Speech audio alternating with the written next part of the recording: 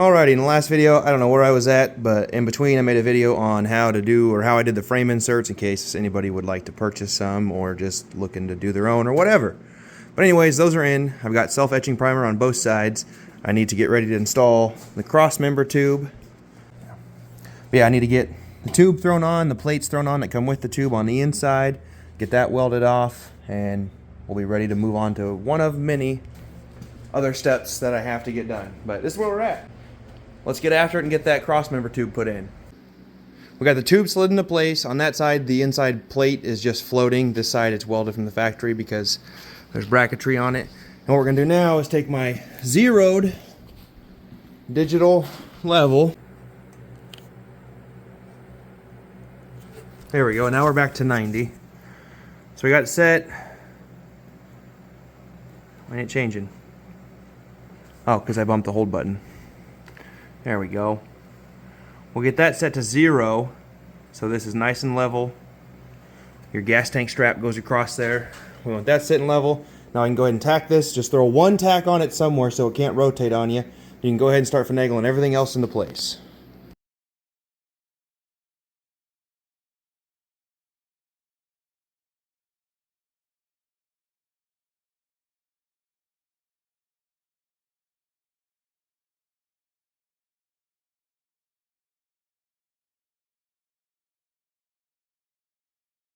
Alright, and there we go. The cross member tube is welded in. And when you go to do this yourself, take your digital level, put it on the front gas tank mount, and then you can stick it on here and make sure they're the same plane. But I'm pretty happy with how it turned out. I didn't do it exactly like the kit called for because I've already done other custom stuff before that. That led to some changes and whatnot. But we're looking good. I'm excited to get away from this fucking frame welding and move on to something else. I'm really not sure what's next. I need to wash it again before I even worry about painting it black. So I don't want to put my new stainless steel brake lines on and then paint over them because that would look trashy, and I don't want to go through and tape them all off. So we'll probably wait to start the brakes and the fuel lines.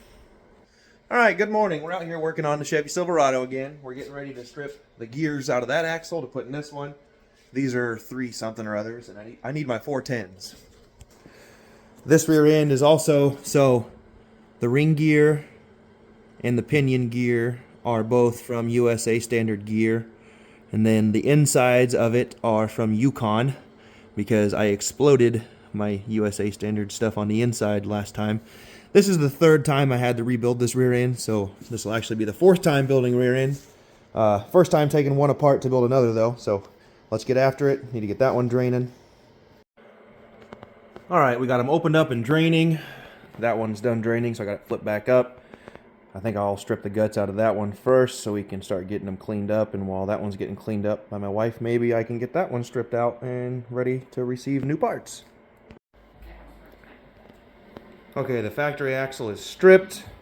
I got my Yukon gears, my 410s, my posi, ready to replace that piece of shit. So we'll get that stripped and put that back together and put that in it.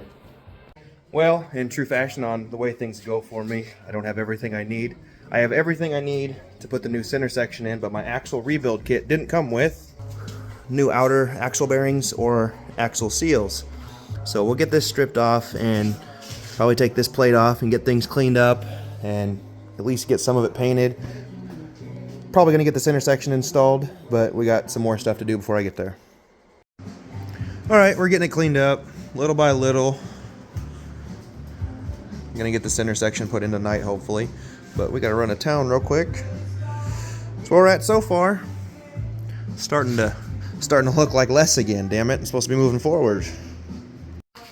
Okay, since I'm waiting for the bearing splitter to show up because I can't find mine anywhere, we're going to stop on the center section, and I've got a little bit more welding to do. I'm going to take care of the little bit of welding that I need to tie up. Then we're going to come over here and take out the old fuel pump.